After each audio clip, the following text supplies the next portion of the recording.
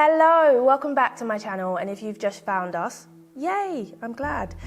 This is where I, Yinka Bikini, talk about true crime on or around the anniversaries of when it happened. It's not just to tell the story though, it's to remember the people at the heart of it, and today's case stayed unsolved for 25 years. We're gonna get straight into it. This is True Crime Anniversary.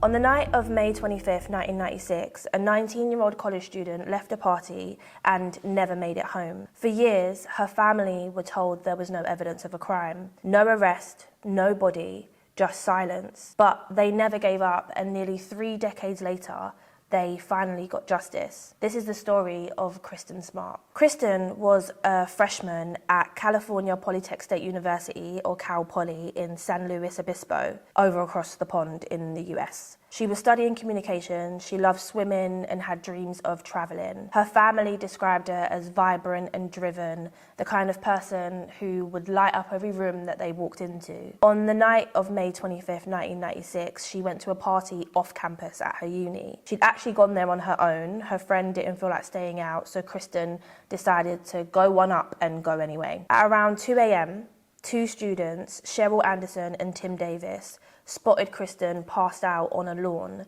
They were concerned for her safety. Of course, if you had seen a young girl passed out, you'd be concerned too. They helped her to her feet and they began walking her back to her dorm. As they were walking on their journey, another student, Paul Flores, joined them. He offered to help. He put his arm around Kristin to support her, and he said that his dorm was close to hers. So Tim went off one way, Cheryl said goodnight as well and went off the other way, and just like that, Paul and Kristin were left alone, and Kristin was never seen again.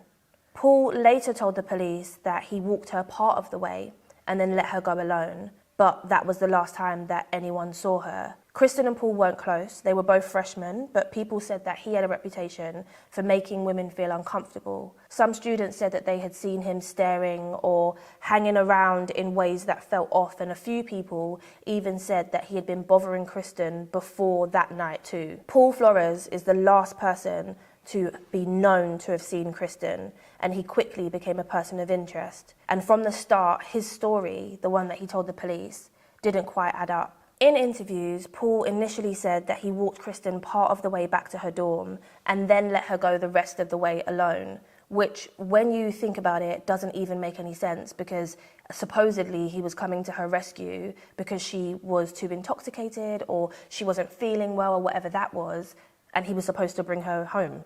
But when he was asked for more detail, he was vague and super inconsistent. He couldn't clearly explain where they parted ways or whether she even said anything before leaving, and his timeline shifted slightly with every retelling of his initial story. And then there was the black eye. In one version, he said that he got it while playing basketball, and then he claimed that he bumped his head while he was working on his car. And finally, he said that he woke up with it and he just didn't know how it happened. But it wasn't just one lie. It was his pattern of changing stories, especially when it came to physical signs that something may have happened that night. Police also noted that Paul refused to voluntarily let them search his dorm room. And this is the thing, you don't have to do anything voluntarily when it comes to the police. You have your right to say no. If they want to take your DNA, for example, to be eliminated from something, if they want you to do a lie detector test, many people will say no. If they want to search your property, but the lack of him allowing them to search, and then the inconsistencies of his story and his physical injuries, just wasn't adding up for the police. Despite all of this, it took days for campus police to pass the case on to San Luis Obispo Police Department, and no charges were filed, and for years the case just sat there, unresolved and officially treated as a missing person. Kristin's family never accepted the silence. For years, they pushed and pushed and pushed for answers, putting up billboards, holding events, keeping her name in the news, and never letting the case fade from public view. Still, for more than 2 decades, there was no movement. Paul Flores remained the only named person of interest, but without Kristin's body or hard evidence, nothing happened. Then, in 2019, over 20 years after Kristin vanished, something shifted. a podcast called Your Own Backyard, created by a local musician called Chris Lambert, reignited public interest in the case. Now, Chris, he wasn't a journalist. He was just someone who grew up near to where it happened, and he couldn't stop thinking about it. He started interviewing people connected with the case, many of whom had never spoken publicly before. Through that work, through the work of Chris Lambert and the podcast, new information came out, including witness accounts that had been overlooked or ignored. The podcast uncovered that Paul had allegedly made disturbing comments about Kristin, and that multiple women had accused him of assault in the years after Kristin had disappeared. And the pressure worked. Shortly after the podcast gained traction, the investigation ramped up again. Cadaver dogs alerted to the presence of human remains near Paul's father's home. Ground-penetrating radar picked up soil disturbances beneath a deck. And finally, in April 2021, Paul Flores was arrested for the murder of Kristin Smart. His father, Ruben Flores, was also arrested and accused of helping hide her body. And in 2022, 26 years after Kristin disappeared, Paul Flores finally went to trial for her murder. Prosecutors argued that Paul had killed Kristin during an attempted rape in his dorm room, and that his father had helped him hide her body under the deck at their family home. There was still no physical evidence tying Paul to the murder. There was no body, no weapon, but the case was built on witness testimony, circumstantial evidence, and a disturbing pattern of behaviour. Several women came forward to testify that Paul had sexually assaulted or harassed them in the years after Kristin's disappearance. Their accounts painted a picture of someone with a long history of predatory behaviour, not just a one-off incident.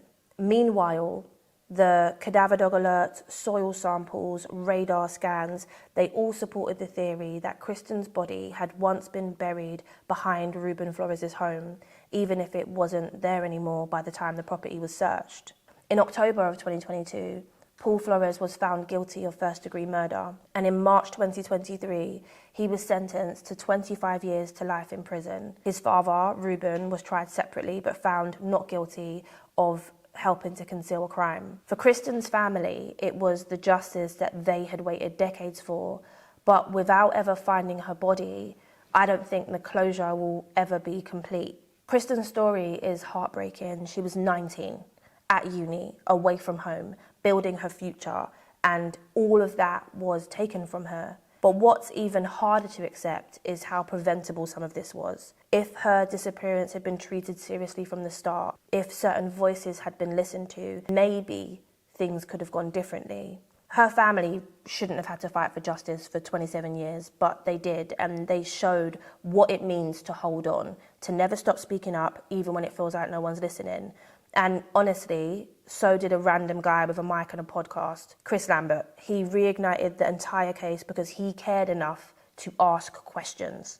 It shows just how powerful persistence and community can be. So thank you for watching. Thank you for remembering Kristin with me today, and I've left links below if you want to read more about the case. I'll be back next week with another anniversary spotlight.